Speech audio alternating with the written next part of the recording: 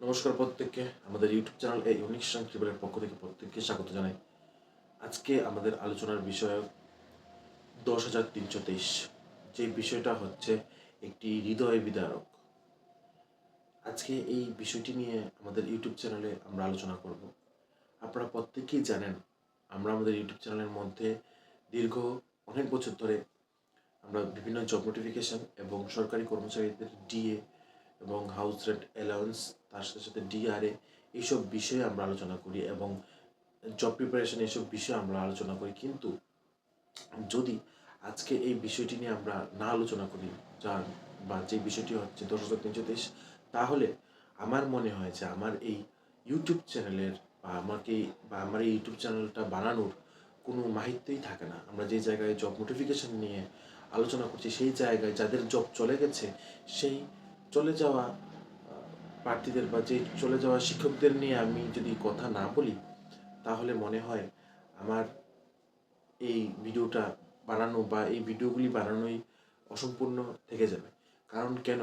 শিক্ষক হচ্ছে জাতির মেরুদণ্ড এবং 10,323 জন শিক্ষকের কাছে কিন্তু আমিও শিক্ষিত হয়েছি, আমিও পড়াশোনা করেছি। তার সাথে সাথে অনেকেই ওনাদের কাছ থেকে সুশিক্ষায় শিক্ষিত হয়েছেন, যারা ত্রিপুরা রাজ্যের বিভিন্ন উচ্চ সরকারি স্থানে তারা জব করছে এবং অনেকে হয়তো বেসরকারি এবং অনেকে হয়তো বিভিন্ন জায়গায়, অনেকে হয়তো ত্রিপুরার বাইরে বিভিন্ন জায়গায় চাকরি করে যাচ্ছে। আজকে এই বিষয়টি নিয়ে আলোচনা করার মুখ্য উদ্দেশ্য হলো, এই সংখ্যাটা কিন্তু খুব একটা কম না, ঠিক আছে? 10,323, কিছুদিন আগে 10,323 জনের একজন স্যার অথবা ম্যাম মারা গেছেন এবং তার আগে অনেকেই মারা গেছেন, যার সংখ্যাটা হয়তো আমার মনে নেই। কিন্তু এই সংখ্যাটা কিন্তু দিন দিন বেড়েই চলছে এবং শুধু মৃত্যুর সংখ্যা নয়, তার সাথে সাথে একটি পরিবার চালানোর জন্য যে একটা আর্থিক ব্যবস্থা, সেই ব্যবস্থাটাও কিন্তু দুর্বল হয়ে পড়ে যায় যখন এই 10,323 জনের যখন চাকরি চলে যায়। সংখ্যাটা 10,323 থেকে নেমে এখন হয়তো অনেকটা কম হয়েছে, ঠিক আছে? কিন্তু যারা বিভিন্ন জায়গায় জব পেয়ে গেছেন, আপনারা বা আপনার শিক্ষক বা শিক্ষিকা মহাশয়রা, তাদের জন্য তো খুবই ভালো। কিন্তু আপনারা যারা বিভিন্ন স্থানে জব পাননি বা এখনও আনএমপ্লয়েড আছেন বা ত্রিপুরা রাজ্যের কোথাও সরকারি বা বেসরকারি প্রতিষ্ঠানে এখনও ঢুকতে পারেননি বা এখনও আপনারা আশায় আশায় আছেন সরকার আপনার দিকে তাকাবে, তো সেই বিষয়ে আজকে আমরা আলোচনা করব। দেখুন, যখনই কোনো গভর্নমেন্ট অথবা সেন্ট্রাল গভর্নমেন্ট কোথাও স্টাফ রিক্রুট করে, তখন কিন্তু সেই গভর্নমেন্টের একটা পলিসি থাকে। সেই পলিসি অনুসারে স্টাফ রিক্রুট করা হয় এবং সেই পলিসিগুলি কিন্তু তৈরি করেন সেই ডিপার্টমেন্টের হেড অথবা দীর্ঘদিন ধরে যে প্রসেসটা চলে আসছিল সেই প্রসেসের হেড। এবং সেই প্রসেসটা যাই থাকুক না কেন, যখন স্টাফ রিক্রুট করা হবে তার ইন্টারভিউ, এবং ইন্টারভিউ থেকে যখন ইন্টারভিউ দেওয়ার পর তাদের মেরিট লিস্ট বের হয় বা সেই মেরিট লিস্ট থেকে যখন তাদেরকে সিলেক্ট করা হয়, সেই প্রসেসটা কিন্তু বিভিন্ন মাধ্যম হয়ে তারপর আসে, ঠিক আছে? আমি বলবো, পূর্ববর্তী সরকার যিনি ছিলেন, মানিক সরকার মহোদয়, আমার শ্রদ্ধেয় মানিক সরকার মহোদয়, উনি ত্রিপুরা রাজ্যের 10,323 জন শিক্ষকের কথা মাথায় রেখেছেন বা শিক্ষক প্রয়োজন ত্রিপুরার মধ্যে, উনি এই কথাটা মাথায় রেখে 10,323 জন শিক্ষক নিয়োগ করেছেন। এতে আমি অত্যন্ত অত্যন্ত খুশি। কিন্তু উনার পক্ষে সবটা দেখা সম্ভব না। উনিও একজন মানুষ, শুধু একটা দিক দেখলে হয় না, বিভিন্ন দিক দেখতে হয়। তো সেই জায়গাটায় তিনি কিন্তু রিক্রুট করেছেন, কিন্তু উনার এবং এই শিক্ষক কর্মচারীদের মাঝখানে এই গ্যাপের মধ্যে কিন্তু অনেকগুলি মানুষ আসে, যে মানুষগুলা হচ্ছে সিলেকশন প্রসেসের সময় কিছু এমপ্লয়ি, তারপর তাদেরকে সিলেক্ট করার সময় কিছু এমপ্লয়ি, বা সিলেক্ট করে তাদেরকে রিক্রুট করার যে স্টাফরা থাকে।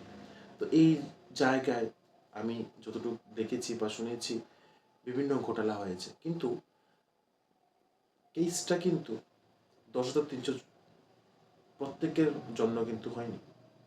কেসটা একটা সংখ্যা, যে সংখ্যাটা ছিল 400 কতজনের, ঠিক আছে, 400 কতজনের উপর কিন্তু এই কেসটা করা হয়েছিল। কিন্তু সেই 400 সংখ্যাটার কারণে কিন্তু 10,323 জন শিক্ষক শিক্ষিকার কিন্তু অপদস্থ হতে হয়েছে। রাস্তার মধ্যে আমরা দেখেছি তারা বিভিন্ন ধরনের নিপীড়নের শিকার হতে হয়েছে, তারা বিভিন্ন আন্দোলন করেছে, রাস্তার মধ্যে তারা রাস্তা অবরোধ করেছে, তারপর তারা রাস্তার সাইডে স্লোগান দিয়েছে। শিক্ষকরা যদি বিদ্যালয় থেকে বের হয়ে রাস্তায় এসে তাদের চাকরির জন্য দাবি করে, আমি তো বলবো প্রত্যেকটা স্কুলের ছাত্রছাত্রীদের রাস্তায় এসে তাদের জন্য চাকরির দাবি করে। সেই জায়গায় আমি আরেকটা জিনিস বলতে চাই, হয়তো তখন আমি আরও ছোট ছিলাম বা তখন সোশ্যাল মিডিয়ার ওই রকম প্রভাব ছিল না, বা আমিও ঠিক ততটা জানতাম না। যদি জানতাম তাহলে ঠিক একটা না একটা কিছু বলতাম, যদি আমার কাছে দায়িত্ব থাকতো তাহলে কোনো একটা কিছু হলেও করতাম, ঠিক আছে। তো যখন হাইকোর্ট বা সুপ্রিম কোর্ট রায় দিল, তখন কিন্তু সেই 444 জনকে নিয়ে বাকিদেরকেও কিন্তু সেই রায়টার শুনানি শোনানো হলো। ভুগতে কিন্তু হয়েছে 10,323 জন, কিন্তু যারাই কেস করেছিল যাদের জন্য, সেটা ছিল আনুমানিক 400 থেকে 500 জনের মধ্যে। তো সেই অল্প সংখ্যায় মানুষের জন্য কিন্তু একটি বিরাট অঙ্কের শিক্ষক শিক্ষিকাদের কিন্তু ভুগতে হয়েছে। তো সেই জায়গায় অনেকেরই গাফিলতি আছে, কোর্টেরও থাকতে পারে, উকিলেরও থাকতে পারে, তারপর যারা রিক্রুট করেছে তাদেরও গাফিলতি থাকতে পারে। যদি না থাকতো তাহলে এই প্রশ্নটা আসতো না, ঠিক আছে। এবং আমি আরেকটা জিনিস তোমাদের প্রত্যেকের কাছে শেয়ার করব, তোমরা যারা বিভিন্ন জায়গায় ইন্টারভিউর জন্য চেষ্টা করছো, তোমরা, আমি চাইবো তোমরা তোমাদের বেস্ট প্রিপারেশন বা তোমরা বেস্ট প্রিপেয়ার হয়ে তারপর তোমরা ইন্টারভিউতে যাও। কারোর আশায় তোমরা বসে থাকো না, ঠিক আছে। আগে একটা দিন ছিল যখন সিবিটি ছিল না, কম্পিউটার বেসড টেস্ট ছিল না, তখন একজন আরেকজনের পিছনে বসতো, খাতায় লিখে আনসার টিক মার্ক বা মক টেস্টের মতো হতো। কিন্তু এখন সিবিটি চলে এসেছে। সিবিটি এর মানে হলো কম্পিউটার বেসড টেস্ট, যেখানে তোমাদের ফেসটা কম্পিউটারের সামনে থাকবে। তুমি যদি কারোর সাথে কথা বলো তাহলে কিন্তু সেখানে ডাইরেক্ট তুমি ধরা পড়ে যাবে। তো যেই সিস্টেমগুলি আগে ছিল না, এই সিস্টেমগুলি এখন হয়েছে। তার জন্য সিলেকশন প্রসেসটা একটু ডিফিকাল্ট হলেও কিন্তু স্বচ্ছ সিলেকশন প্রসেস হচ্ছে, সিলেক্ট হচ্ছে। তারপর জয়েনিং লেটারও এখন অনুষ্ঠানের মাধ্যমে সবার সামনে কিন্তু দেওয়া হয়, কিন্তু আগে সেই রকমটা ছিল না। যার কারণে 10% বা 9% বা 8% 2 নম্বরই হয়েছে। আপনারা ভাবতে পারছেন, আমি কনফার্ম না, কিন্তু অনেকে বলছে বা আমি দেখতে পেয়েছি নিউজ পেপারে, টিভিতে। তো সেই জায়গায় দাঁড়িয়ে আমি বলবো, রাজ্যের জন্য চিন্তা করা কোনো সরকারেরই ভালো, মানে খারাপ দিক না, ভালো জিনিস।